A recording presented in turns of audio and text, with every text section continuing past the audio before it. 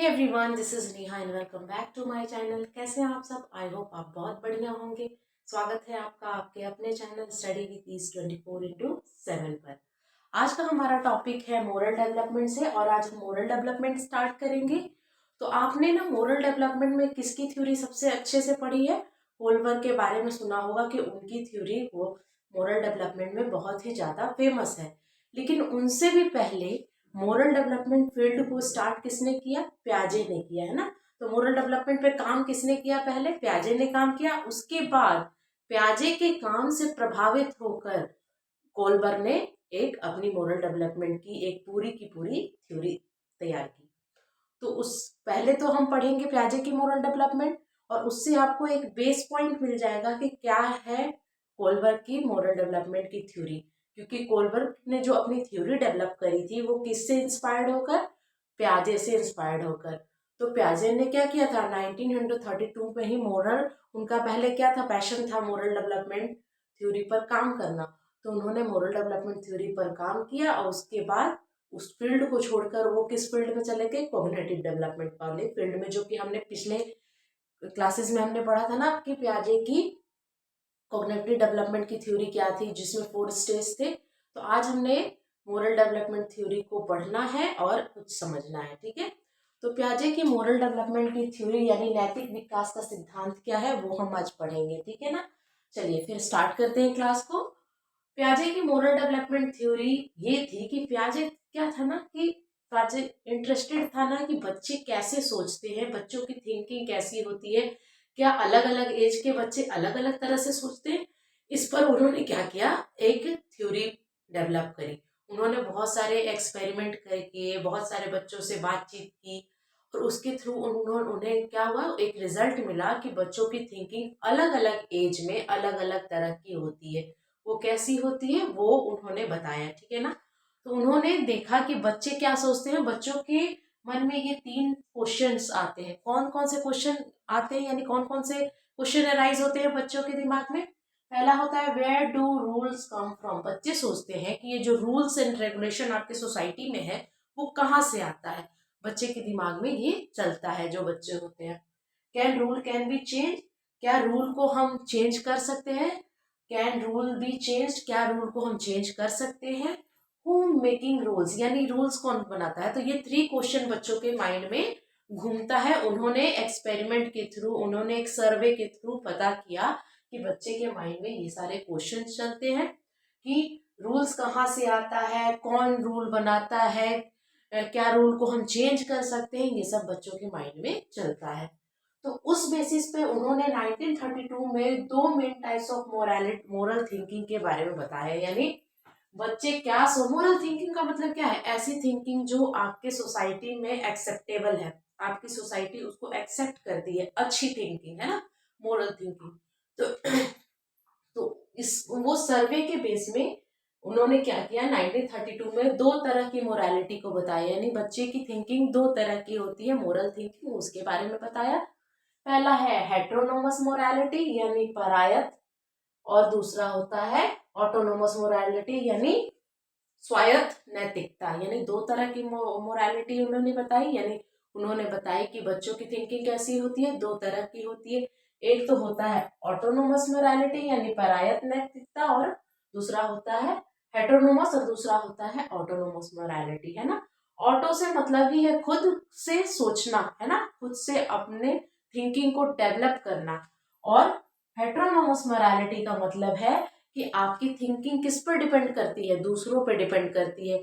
आप दूसरे को, आप सोसाइटी के अकॉर्डिंग सोचते हैं। आप जो रूल बन गया है उस रूल को आप क्या समझते हैं कि ये रूल जो है वो फिक्स है और इसको हम चेंज नहीं कर सकते हैं। इस रूल को किसी डिवाइन ने बनाया है, किसी मतलब ऐसे लोगों ने बनाया है जिसको हम चेंज नहीं कर सकते हैं, वो हमारे हाथ में नहीं है। तो ऐसे लोग, ऐसे ऐसे थिंकिंग वाले बच्चे कौन होते हैं? हेट्रोनोमस मोरालिटी, जो कि ये सोचते हैं कि जो आपकी थिंकिंग है, जो आपकी सोच है, वो क्या है, जो रूल्स है, जो रूल्स एंड नॉर्म्स है सोसाइटी में, वो क्या है, उसको हम चेंज नहीं कर सकते हैं अकेले, ठीक है ना। और वो हम चेंज नहीं कर सकते हैं। इनका मानना था कि अगर पनिशमेंट, अगर किसी ने कुछ गलती की है तो उसका पनिशमेंट तो उसको मिलेगा ही मिलेगा। जो जितना ज्यादा गलती करेगा उसको उतना ज्यादा पनिशमेंट मिलेगा, उतनी ज्यादा सजा मिलेगी। ये किसका मानना था? ये हेटेरोनोमस मोरालिटी वाले बच्चों का मानना था। और उनकी एज ग्रुप क्या है? 4 से 7 साल। यानी 4 से 7 साल के जो बच्चे होते हैं वो कैसी मोरालिटी रखते हैं? हेटेरोनोमस मोरालिटी रखते हैं। और जो बच्चे 10 से 14 साल के हैं वो क्या होते हैं? वो ऑटोनोमस मोरालिटी रखते हैं, जो कि वो उनको सोचने समझने की उनमें क्षमता आ जाती है। वो जानते हैं कि रूल जो होता है वो फिक्स नहीं होता है, उसको हम ही जैसे कुछ लोगों ने बनाया है और उसको सिचुएशन के अकॉर्डिंग हम उसको चेंज कर सकते हैं, है ना। तो ये है ऑटोनोमस मोरालिटी और हेटेरोनोमस मोरालिटी एंड ऑटोनोमस। अब यहाँ पर आपको 7 से 10 साल दिख रहा होगा, यहाँ पे 4 से 7 साल और यहाँ पे 10 से 14 साल, उसके बीच का ये एज ग्रुप है 7 से 10 साल। ये ट्रांजिशन पीरियड है। ट्रांजिशन पीरियड का मतलब क्या होता है कि बच्चे क्या है, इस स्टेज से इस स्टेज में अभी क्या कर रहे हैं? जा रहे हैं। तो कुछ बच्चे जो है वो ऑटोनोमस मोरालिटी रखते हैं, 7 से 10 वाले बच्चे, और कुछ बच्चे हेटेरोनोमस मोरालिटी रखते हैं। इसका मतलब है कि ये है ट्रांजिशन पीरियड, ये है ब्रिज, ये दोनों मोरालिटी के बीच का ये ब्रिज वाला पीरियड है। 7 से 10 साल वाले बच्चे, कुछ बच्चे, कुछ किसी किसी की देखते हैं कोग्निटिव डेवलपमेंट बहुत अच्छे से बहुत जल्दी हो जाती है, किसी की स्लोली होती है। बस वही चीज है कि यहाँ पर क्या है, बच्चे जो होते हैं, कुछ बच्चे जिनकी मोरालिटी उतनी डेवलप नहीं है वो अभी इसी स्टेज में है, और कुछ बच्चे यहाँ पहुंच गए हैं, है ना। उनके डेवलपमेंट की स्पीड पर डिपेंड करता है, ठीक है। तो एक बार हम थोड़ा सा पढ़ लेते हैं कि इनको किस किस नामों से हम जानते हैं, इस हेट्रोनोमस मोरालिटी को और ऑटोनोमस मोरालिटी को, ठीक है ना। तो देखो, सबसे पहले तो आपको याद रखना है कि ये 4 से 7 साल वाले बच्चों की एज ग्रुप है, ये 10 से 14 वाले बच्चे। किसी किसी बुक में आपको 5 से 9 भी दे देता है, तो इसको आपको, या किसी किसी एग्जाम में, तो आपको इसके लिए डिस्टर्ब नहीं होना है, इस चीज को भी ध्यान में रखना है ना। एक्चुअली एज से क्वेश्चन नहीं पूछता, बस ये पूछता है कि हेटेरोनोमस मोरालिटी क्या है एंड ऑटोनोमस मोरालिटी क्या है। लेकिन एग्जाम का क्या है, कभी भी कोई कैसे भी क्वेश्चंस आ सकते हैं, तो आपको प्रिपेयर रहना है, माइंड मेकअप करके रखना है कि हाँ भाई, इस टॉपिक से अगर कोई भी क्वेश्चन आता है तो उसको हम सॉल्व कर सकते हैं, ठीक है। तो ये वाले बच्चे क्या मानते हैं कि रूल्स जो है वो किसी डिवाइन ने बनाया है, किसी ऐसे लोगों ने बनाया है जिसको हम चेंज नहीं कर सकते हैं, रूल्स क्या है, फिक्स है। ये बच्चे एक्सटर्नल मोरालिटी रखते हैं। एक्सटर्नल मोरालिटी का मतलब है कि बाहरी सोच, जैसा बाहर लोग सोचते हैं, जैसा उनको बताया जाएगा वो उसी पर फोकस करेंगे, अपना माइंड या अपना दिमाग नहीं लगाएंगे। और ये बच्चे क्या होते हैं, इंटरनल मोरालिटी वाले होते हैं, लेकिन ये अपनी सोच रखते हैं, इनकी सोच विकसित हो गई रहती है, इनको पता रहता है कि क्या सही है और क्या गलत है ना। इनको पता रहता है कि वो, इनको ये नहीं पता रहता, हेटेरोनोमस मोरालिटी वाले बच्चे को ये नहीं पता रहता है कि what is wrong and what is right, यानी क्या सही है क्या गलत, इसको ये डिफाइन नहीं कर सकते, ये बता नहीं सकते। लेकिन ऑटोनोमस मोरालिटी वाले बच्चे, इतना उनका मोरल डेवलपमेंट हो गया रहता है कि वो बताते हैं कि नहीं, ये चीज सही है और ये गलत है, ठीक है ना। तो इनको हम बोलते हैं मोरल रियलिज्म, है ना। ये बहुत इंपॉर्टेंट टर्म है, मोरल रियलिज्म किसको बोलते हैं? हेटेरोनोमस मोरालिटी वाले बच्चे को कहते हैं। यानी इनका मानना था कि रूल्स जो है फिक्स्ड है and can not be changed, यानी रूल जो है वो फिक्स होता है और हम उसको चेंज नहीं कर सकते हैं। इनको मोरालिटी कॉन्स्टेंट भी बोलते हैं, एक और नाम है, आप इसको ध्यान में रखना, ठीक है। ये होता है आपको 10 से 14 साल के बच्चे का। ये मानते हैं कि रूल जो होता है वो फिक्स्ड नहीं होता है, इनकी इंटरनल मोरालिटी होती है, ये अपनी भी सोच रखते हैं बाहर की सोच के साथ, और इन्हें पता होता है कि सही क्या है गलत क्या है, और जितनी गलती है ना उतनी ही सजा मिलनी चाहिए, उससे ज्यादा नहीं, ये जानते हैं।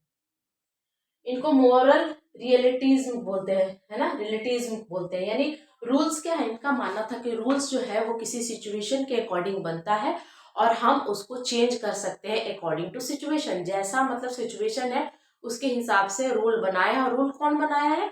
हमारे जैसे आसपास के लोगों ने ही रूल बनाया है, और हम सब मिलके चाहे तो रूल को चेंज कर सकते हैं, ठीक है ना। तो ये किनका मानना था? ये हेटेरोनोमस मोरालिटी वाले बच्चे मानते हैं ना। तो ये है ना, इनमें क्या होता है, कोऑपरेशन की भावना आ जाती है, मोरालिटी ऑफ कोऑपरेशन, यानी ये ना एक दूसरे के साथ मिलके काम करना सीख जाते हैं, इसीलिए हेटेरोनोमस मोरालिटी, ऑटोनोमस मोरालिटी वाले को क्या बोलते हैं? Morality of constant. अब एक एग्जांपल से समझेंगे कि अगर किसी बच्चे ने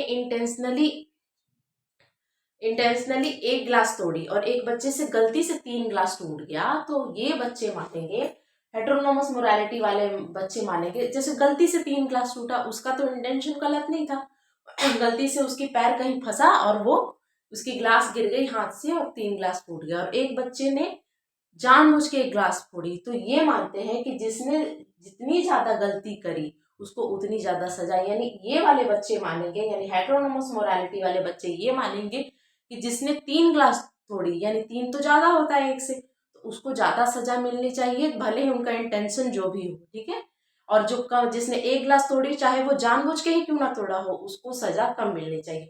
बट ये वाले बच्चे क्या बोलेंगे, इन बच्चों के सामने ये सिचुएशन रखा जाए कि एक बच्चे ने 3 ग्लास गलती से तोड़ दी, उससे उसका इंटेंशन गलत नहीं था, और एक बच्चे ने जानबूझ के, तो इनका ये मानना होगा कि आप, वो क्या है, जिस बच्चे ने जिस बच्चे का इंटेंशन गलत नहीं है, उस बच्चे ने अगर 3 ग्लास तोड़ी तो उसको कम सजा मिलनी चाहिए, और जिसने जानबूझ के एक ग्लास तोड़ी उसको ज्यादा सजा मिलनी चाहिए। तो इस एग्जाम्पल के थ्रू इस थ्योरी को हम कवर करते हैं। आशा है आपको थ्योरी अच्छा लगा, अगर अच्छा लगे तो do like share and subscribe to my channel. तब तक के लिए thank you so much for watching, bye.